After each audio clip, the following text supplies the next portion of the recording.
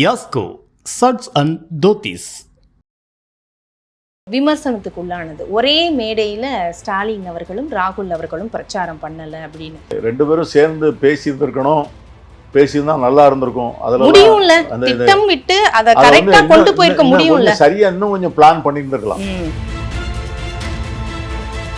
AC power play offers May 1 முதல் மே 3 வரை James and கோ. காங்கிரஸ் சுதந்திரம் அடைந்த நாளிலிருந்து ஜெயிக்காத தொகுதிகளெல்லாம் வாங்கினது. இதெல்லாம் சரியா அதை ஹேண்டில் பண்ணலங்கிறது தான் என்னுடைய நிலைப்பாடு. விஜய் கூட இருக்கிற அந்த யூத்தை எந்த காரணம் கொண்டும் பாஜக கொண்டு விடக்கூடாது. It will B a very big danger to Tamil Nadu. தேர்தல் முடிவுக்கு பிறகு திமுக காங்கிரஸ் உறவு அப்படியே நீடிக்கும் அப்படின்னு சொல்ல முடியுமா?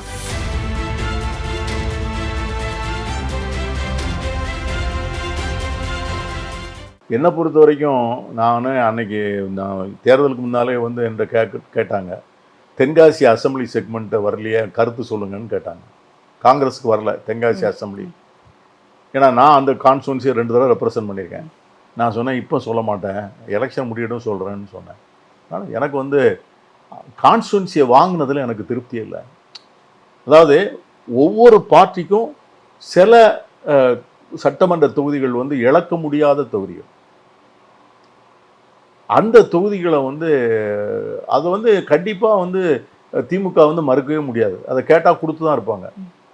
இப்போ காங்கிரஸில் தென்காசியை பொறுத்த வரைக்கும் 1967 தமிழ்நாடு முழுவதும் காங்கிரஸ் தோக்குது.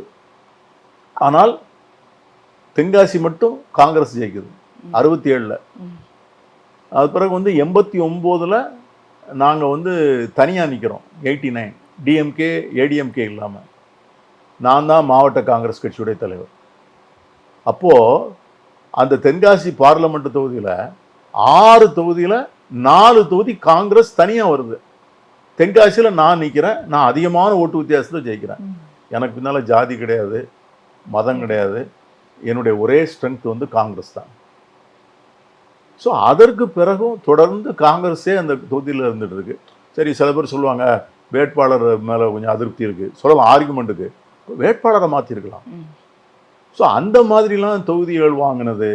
காங்கிரஸ் சுதந்திரம் அடைந்த நாளிலிருந்து ஜெயிக்காத தொகுதிகளெல்லாம் வாங்கினது. இதெல்லாம் சரியாக அதை ஹேண்டில் பண்ணலைங்கிறது தான் என்னுடைய நிலைப்பாடு. இந்த இடத்துல நம்ம இதையும் குறிப்பிடணுமோ, அதாவது வேட்பாளர்கள்லாம் முன்னாடியே தேர்வு செய்துவிட்டு அவங்களுக்கு ஏற்ற மாதிரி தொகுதி வாங்கியிருக்காங்கன்னு ஜோதிமணி எம்பி அவர்கள் கூட இந்த குற்றம் சாட்டினாங்க. அது அவருடைய தனிப்பட்ட கருத்து நம்ம ஒதுக்கிட முடியுமா இந்த இடத்துல? அந்த ஜோதிமணி சொன்ன மாதிரி நான் அப்படி அந்த மாதிரி நான் ஒரு கருத்தை சொல்ல விரும்பலை. அதை விற்று விட்டார்கள், விலை போய் விட்டதெல்லாம் அவங்க சொன்னாங்க. 4 நாளைக்கு முன்னாடி கட்சியில சேர்ந்தவங்களுக்கெல்லாம் சீட்டு அப்படிங்கிறதெல்லாம் இருந்ததே சார். அதெல்லாம் உண்மையில அடிமட்டத்துல காங்கிரஸ் தொண்டருக்கு குமுறலை ஏற்படுத்தியிருக்குமா இல்லையா? நிச்சயமா. தொண்டர்கள் மத்திய காங்கிரஸ் கட்சியில் 50 வருஷம் 25 வருஷம் 30 வருஷம் எல்லாம் உழைத்து விட்டு ஒரு முறை கூட தேர்தலில் போட்டியிட முடியாத ஒரு அங்கீகாரம் கிடைக்காத பல நல்ல காங்கிரஸ்காரர்கள் நான் அறிவேன். அவங்கெல்லாம் அவங்களுக்கெல்லாம் ஒரு வாய்ப்பு. நான் திரும்ப நான் சொல்லிகிட்டு இருக்கேன், தொகுதிகளை ஒன்று மாற்றுங்க, இல்லைனா வேட்பாளர்களை மாற்றுங்க. 2 முறை தேர்தலில் நின்றுட்டா அது பிறகு அவங்க கட்சி விலைக்கு வரட்டும், மாற்றி கொடுங்க. அப்படியாத்துனா தான் இந்த கட்சி மீண்டும் புதுப்பிக்கப்படும். ஏற்கனவே நின்னவங்க ஏற்கனவே வாங்கின தொகுதிகள் அப்படின்னு சொன்னால் மற்ற தொகுதிகளுக்கு காங்கிரஸ் விரிவாக்கமாக வாய்ப்பே இல்லாமல் போயிடுது. ஸோ இதெல்லாம் கருத்தில் கொண்டு பண்ணுங்க அப்படின்னு தான் சொன்னோம். பட் அவகாசம் இல்லை, கொஞ்சம் டைம் நெருக்கி வருகின்ற போது நாளைக்கு நாமினேஷன், நாளை மறுநாள் நாமினேஷன் அப்படின்னு பிறகு டெல்லிக்கு பேப்பர் எடுத்துகிட்டு போயிடுறாங்க. நாங்கள் இங்கே மாநில தேர்தல் குழுவில் நாங்கள் இதெல்லாம் விசாரித்தோம், இதை பற்றியெல்லாம் விவாதித்தோம், சொன்னோம். பட் இதை இன்னும் கொஞ்சம் நல்லா காங்கிரஸ் பண்ணியிருந்திருக்கலாம் அப்படிங்கிறது என்னுடைய அபிப்பிராயம். இல்லை, அப்போ நீங்கள் ஆல் இண்டியா லெவலில் ஒரு தேசிய கட்சியாக காங்கிரஸ் அப்படி தான் நீங்கள் பார்க்குறீங்க. ஒரு மாநில அளவில் அந்த கட்சியை வளர்த்து அடுத்ததுக்கு நீங்கள் கனவு கண்ட மாதிரி காமராஜர் ஆட்சி அமைக்கிறதோ அடுத்த லெவலுக்கு போகிறதோ அப்படிங்கிறது இது சாத்தியம் இல்லையா? இல்லை, அது 2 பார்வைமா. ஒன்று ஒரு அகில இந்திய பார்வை, இன்னொன்று மாநில சார்ந்த பார்வை. அகில இந்திய பார்வை தான் நான் சொன்ன தேசிய கட்டாயங்கள். இப்போ நீங்கள் வந்து நம்ம வந்து நம்முடைய சென்ட்ரலில் வந்து நம்ம எதிர்த்து போராடுகிற எதிரி வந்து ஒரு they are not honest political opponents, நேர்மையானவர்கள் அல்ல. அவங்க வந்து they will use deploy any unethical unconstitutional means to any extent. அப்படிப்பட்ட ஒரு எதிரியை வந்து போராடுகின்ற போது வந்து what is at stake? Not only the future of your party, Congress கட்சியினுடைய எதிர்காலம் மட்டுமில்ல, தேசத்தினுடைய எதிர்காலமும் அதில் இருக்கு, ஜனநாயகத்தினுடைய எதிர்காலம் இருக்கு, மதச்சார்பின்மையுடைய எதிர்காலம் இருக்கு, கூட்டாட்சி தத்துவத்தினுடைய எதிர்காலம் இருக்கு. இந்த மாதிரி இவ்வளவு பெரிய ஒரு போராட்டத்தில் வந்து அங்கே நம்ம களத்தில் நிற்கின்ற போது திராவிட முன்னேற்ற கழகம் போன்ற மாநில கட்சிகளை, அதிலும் குறிப்பாக பாராளுமன்றத்தில் ஒரு பெரிய பிரசன்ஸ் இருக்கிற ஒரு கட்சியை நம்ம இழப்பது புத்திசாலித்தனமா, அரசியல் ரீதியாக சாதுரியமா? ஒரு மாநிலத்தில் வந்து கட்சியை வந்து அது வந்து நீங்கள் 50 வருஷம் காத்திருந்தீங்க, 60 வருஷம் காத்திருந்தீங்க, Y not another 2 years, another 3 years, that is another question. ஆனால் இன்னொரு கொஸ்டின் என்ன கேட்குறாங்க அப்படின்னா, காங்கிரஸை வந்து முழுமையாக இழந்துட்டீங்கய்யா, உங்கள் ஓட் பேஸ் பூரா போயிடுச்சு, உங்களுடைய நாத்தங்கால் பூரா வறண்டு போச்சு, உங்களுடைய யங்ஸ்டர்ஸ் வந்து புதுசாக வரல, இப்போ இந்த கட்சியை வந்து நீங்கள் எப்படி உயிரோட்டம் கொண்டு வர போகிறீங்க? You need a surgery. அப்போது நீங்கள் எல்லாம் பிரேக் ஆகி ஒன்று நீங்கள் தனியாக நிற்கணும். நாங்கள் 234 தொகுதியில் நிற்க போகிறோம், தோல்வியோ வெற்றியோ நாங்கள் பார்க்க போகிறோம், எங்கள் கட்சியில் வந்து எல்லா இளைஞர்களுக்கும் வாய்ப்பு கொடுக்க போகிறோம், அவங்கவுங்க அங்கே கட்சியை வளர்த்து அவங்க தான் வந்து உழைச்சி அந்த கட்சியை தூக்கட்டும், மாநில தலைமை வளரட்டும். அப்படி வந்து அதுக்கு வந்து விஜயினுடைய வருகை வந்து ஒரு பெரிய உதவியாக இருந்திருக்கலாம். ஆனால் இந்த காலகட்டத்தில் காங்கிரஸ் இன்னைக்கு எடுத்த முடிவு தான் சரியான முடிவுங்கிறது என்னுடைய நிலைப்பாடு. அதே சமயம் இது ஒரு விமர்சனத்துக்கு உள்ளானது. ஒரே மேடையில் ஸ்டாலின் அவர்களும் ராகுல் அவர்களும் பிரச்சாரம் பண்ணலை அப்படின்னு. ஏன்னா உங்களுடைய பலமே ஒரு கூட்டணியை அப்படியே கொண்டு போறீங்க, திமுக கூட்டணிங்கிறத 2019, 21, 24 அப்படியே கொண்டு போறீங்கன்னு. ஆனால் இந்த தடவை ஏன் இந்த ஒரு இடைவெளி வந்தது? இல்லை, 2 பேரும் ஒரு மேடையில் பேசியிருந்தா நிச்சயம் நல்லா தான் இருந்திருக்கும். அது அதனுடைய வந்து ஆப்டிக்ஸ் தானே உங்களுக்கு பாலிட்டிக்ஸில். பட் அது வந்து அது வந்து நான் வந்து அது வேண்டுமென்றே நடந்ததுன்னு நான் நினைக்கல. அது வந்து அஸ்ஸாம் அண்ட் கேரளா எலெக்ஷன்ஸ் வந்து அது 9th. ஸோ இந்த 2 ஸ்டேட்லேயுமே வந்து பார்த்திங்கன்னா காங்கிரஸ் வந்து ஆட்சிக்கு வரக்கூடிய வாய்ப்பு உள்ள மாநிலங்கள். இந்த 2 ஸ்டேட்லேயும் வந்து வேற கேம்பெயினர் வந்து எல்லா இடத்துலையுமே வந்து ராகுல் காந்தி மட்டும்தான் வந்து போய் கேம்பெயின் பண்ணக்கூடிய ஒரு இது. அதனால் வந்து சிஎம் உடைய அதுவும் வந்து சரியாக வந்து வரல. அதுக்கு பிறகு வந்து அன்னைக்கு அவர் புதுச்சேரிக்கு வந்த அன்னைக்கு நான் தான் மொழிபெயர்ப்புக்கு அப்படி போயிருந்தேன். அன்னைக்காவது ஒன்றாக்கிடலான்னு பார்த்தோம். அன்னைக்கு வந்து அவருக்கு வந்து உடனே இங்கே திரும்ப வந்து பார்த்திங்கன்னா கொச்சினில் மீட்டிங், மாலையில் மீட்டிங். சிஎம் வந்து காலையில் ஒரு ப்ரோக்ராம் வச்சுட்டு அவங்க ஈவினிங் வர்றப்ப இருந்தது. ஸோ அதுவும் வந்து பண்ண முடியல. ஸோ அது கடைசி வரைக்கும் வந்து அதை பண்ண முடியல. அது பிறகு சிஎம் ப்ரோக்ராம் வந்து டில் த லாஸ்ட் டேட் அவங்க ஃபைனலைஸ் பண்ணிட்டாங்க. இவர் வந்து இருக்க டேட்டை காங்கிரஸ் கான்ஸ்டுவன்சியில் போடணுங்கிறது எங்களுடைய வேண்டுகோள். அது சரியாக வரல. பட் ஆனால் மற்ற எல்லா இடத்துலையுமே வந்து அமைச்சர்கள், மூத்த தலைவர்கள் எல்லாரும் வந்தாங்க. அதனால் அதில் ஒன்றும் பெருசாக இல்லைன்னு நினைக்கிறேன். இல்லை, அது வந்து இப்போ நீங்கள் ஏடிஎம்கேல இந்த மாதிரி ஏதாவது ஒன்று இருந்ததுன்னா, மோடி அவர்கள் பேசும்போதே ஏடிஎம்கேன்னு சொல்லலை அவர், அப்பா வந்து அதை பாய்காட் பண்ணுறாரு, இந்த மாதிரி எதிர்க்கட்சிகள் விமர்சனம் வைக்கும்போது இது ஒரு பெரிய விஷயம் தானே சார்? திட்டமிடல்ங்கிறது நம்ம ஆர்கனைஸ் பண்ணிக்கிறது தானே. ஏற்கனவே ஒரு சலசலப்பு திமுக காங்கிரஸ் கூட்டணி அமையும் போது இருந்திருக்கு. அப்போ நீங்கள் வந்து மக்களுக்கு முன்னாடி அதை கொண்டு வந்து அந்த திட்டமிடல் பண்ணியிருக்கணும் இல்லையா? இங்கேருந்து பீகார் ரேலிக்கு ஸ்டாலின் அவர்கள் அங்கேருந்து வந்தார். அதே மாதிரி இங்கே சிங்காநல்லூரில் 2024 தேர்தலில் இவர் தடுப்பை தாண்டி ஸ்வீட்டை வாங்கி ஸ்டாலின் பிரதர்னாரு.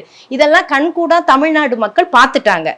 முதல்ல பிரதமர் வேட்பாளர்னு ராகுல 2019 ஸ்டாலின் சொன்னார். இப்போ இந்த இணைப்பை பார்த்துட்டாங்க. அப்போ திடீர்னு இப்போ நாங்கள் திட்டமிடலை சரியாக வரலை அப்படிங்கிறது கேடர் வகையிலேயே நம்ம மட்டத்திலேயே ஒரு ஜெல்லாகாமல் போகுமான்னு கேட்குறேன். அதாவது வந்து நீங்கள் சொன்ன மாதிரி வந்து 2 பேரும் சேர்ந்து பேசியிருந்திருக்கணும், பேசியிருந்தா நல்லா இருந்திருக்கும். அதில் முடியும்ல, திட்டம் விட்டு அதை கரெக்டாக கொண்டு போயிருக்க முடியும்ல. சரியா இன்னும் கொஞ்சம் பிளான் பண்ணியிருந்திருக்கலாம்.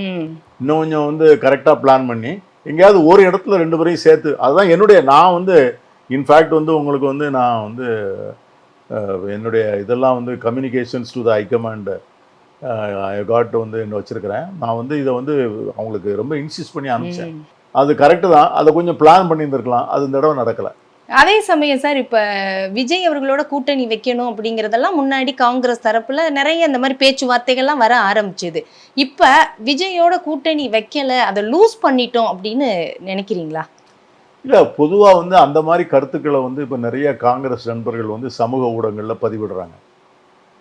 இப்போ புதுசாக வர்ற தகவல் 20%, 25%, பல இடங்களில் வந்து நாங்கள் ஓட்டு போட்டோம், எங்கள் குடும்பம் ஓட்டு போட்டாங்கன்னெலாம் சமூக ஊடகங்களில் நிறையா செய்திகள் வரும்போது சில காங்கிரஸ் நண்பர்கள் வந்து நம்ம இதை பயன்படுத்தி இருந்திருக்கணும், கட்சியை வளர்த்துருக்கணும் அப்படின்னு சொல்லி பதிவிடுறாங்க.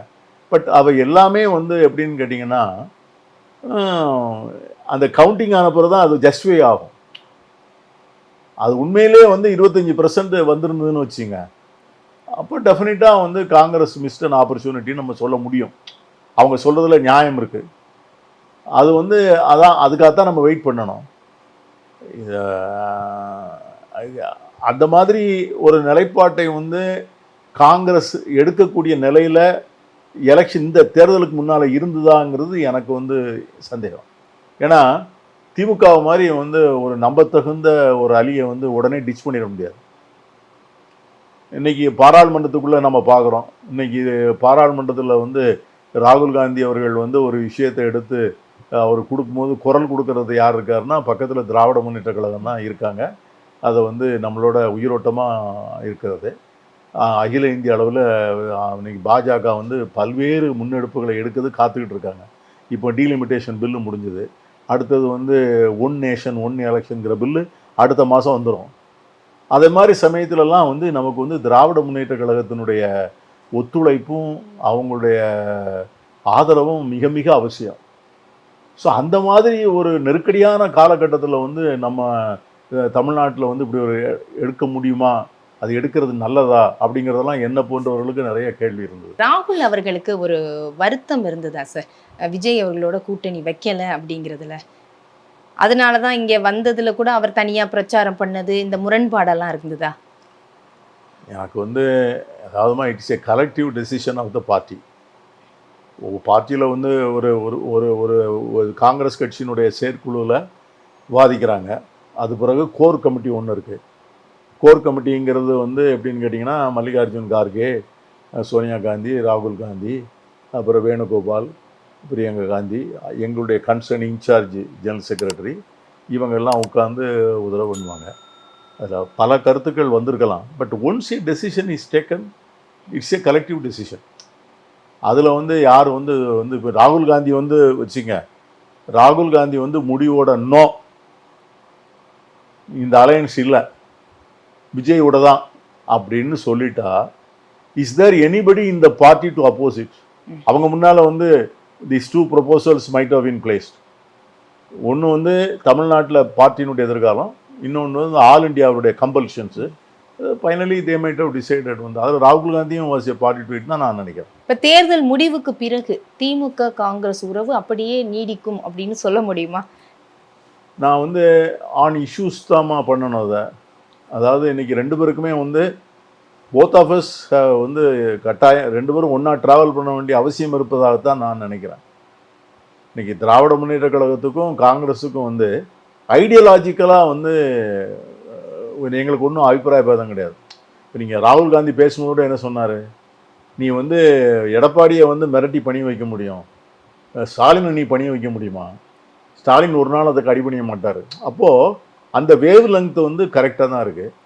ரெண்டாவது வந்து உங்களுக்கு வந்து நாளைக்கு அகில இந்திய லெவலில் வந்து இன்றைக்கி டீலிமிட்டேஷன் கொஸ்டின் வந்ததில்ல, இன்றைக்கி வந்து டீலிமிட்டேஷன் கொஸ்டினில் திமுகவுடைய ஸ்டாண்டை ஆதரிக்கக்கூடிய கட்சியாக காங்கிரஸ் 100% இருக்குது. ஸோ அந்த சப்போர்ட்டு திமுகவுக்கு அவசியம். அதே மாதிரி காங்கிரஸினுடைய எடுக்கிற நிலைப்பாட்டில் திமுக வந்து ஸ்ட்ராங்காக இருக்குது. அதனால் ஒன்றா தான் போய் ஆகணும். 29 வரைக்கும் அப்படின்னு நம்ம வச்சுக்கலாமா? அப்படி அதான் நான் என்ன சொல்கிறேன், நீங்கள் வந்து பாலிட்டிக்ஸில் வந்து we have today and tomorrow, day after tomorrow is another. புரிஞ்சிடுச்சு சார். இல்லை சொல்கிறேன், எனக்கு அது என்னன்னு தெரியல. It's a too long a period. But நான் என்ன நினைக்கிறேன் அப்படின்னா, என்னுடைய ஆசை, என்னுடைய நோக்கம் வந்து ஒன்றா ட்ராவல் பண்ணுறது தமிழ்நாட்டுக்கு நல்லது, காங்கிரஸ் கட்சியுடைய எதிர்காலத்துக்கு நல்லது. அதே சமயத்தில் காங்கிரஸ் வந்து தன்னுடைய கட்சியை அங்கே எப்படி வளர்க்கிறது, அதுக்கும் வந்து ஒரு ஒரு ஒரு சொல்யூஷனை காங்கிரஸ் கட்சி பார்க்கணும். சரி, நிறைவாக சார், இப்போ தமிழ்நாடு அரசியல் 2026 தேர்தல் டிஎம்கே வெர்சஸ் டிவிகே தான் அப்படின்னு விஜய் சொன்னார் இல்லையா, அதை நோக்கி நகருதா சார்?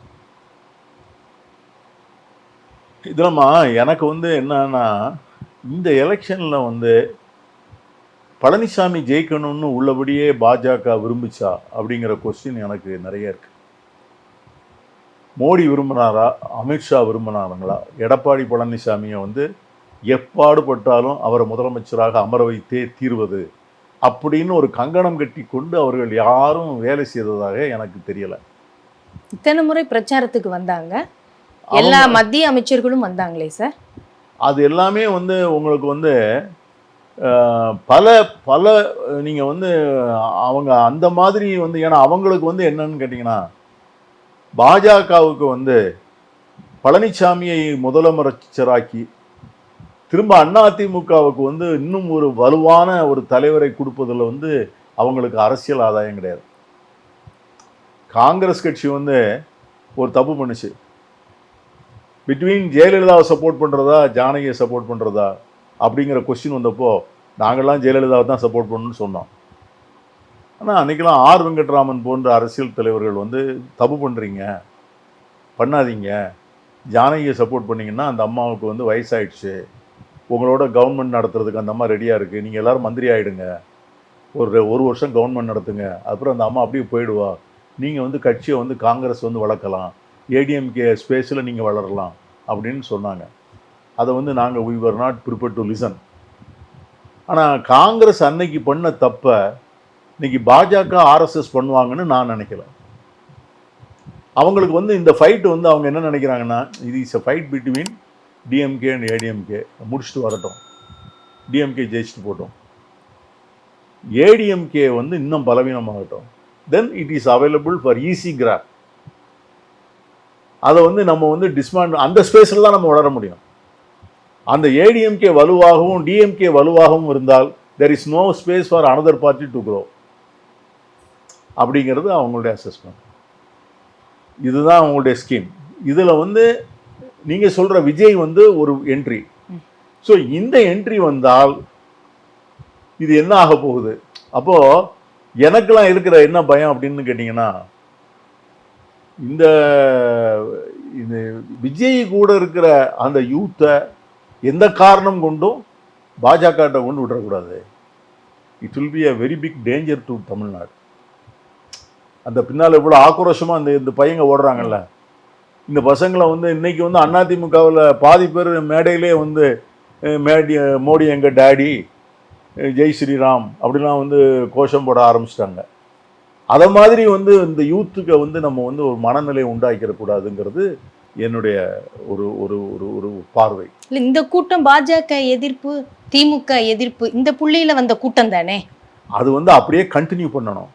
அதிமுகவே பாஜகவை எதிர்த்து வந்த கூட்டம் தானே. இன்னைக்கு எப்படி அதிமுக பாஜக பக்கம் போச்சு?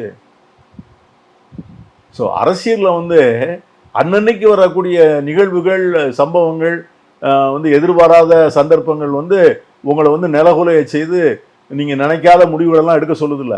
காங்கிரஸை எதிர்த்து திமுக, இன்னைக்கு அந்த கூட்டம் அப்படி மாறின கதை. அது மாதிரி தானே, அது மாதிரி வரும். அதனால அந்த இளைஞர்களை விட்டாச்சுன்னா நீங்கள் பெருசாக ஒரு பெர்மனன்ட் டேமேஜ் ஆகிடும். நம்ம அந்த யூத்தை வந்து அந்த மாதிரி ஒரு வகுப்புவாத அரசியலுக்கு வந்து நம்மளே வந்து கொண்டு போய் விடக்கூடாது. அதெல்லாம் கன்சிடர் பண்ணி தான் நம்ம ஒரு டெசிஷன் எடுக்கணும். சரி சார், அப்போ இந்த இதில் கூட்டணி ஆட்சி அப்படின்னு வர்றதுக்கு வாய்ப்பு இருக்குதா? அது ஹைப்போதெட்டிக்கல் கொஸ்டின்மா. அது we will come to we will cross the bridge when you come to it. சரி, அப்போ நிறைய சுவாரஸ்யங்கள்லாம் இருக்கும்னு எதிர்பார்ப்போம், காத்திருப்போம். சதுரங்க வேட்டை தான். நன்றி சார் உங்களுடைய தகவல்களுக்கு. இதுவரை காங்கிரஸ் கட்சியின் மூத்த தலைவர் திரு பீட்டர் அல்போன்ஸ் அவர்களிடம் பேசினோம். நன்றி, வணக்கம். யாஸ்கோ சட்ஸ் அண்ட் தோத்திஸ் AC power play offers May 1 முதல் மே 3 வரை. ஜேம்ஸ் அண்ட் கோ. மின்னம்பலம்.com தமிழின் முதல் மொபைல் பத்திரிகை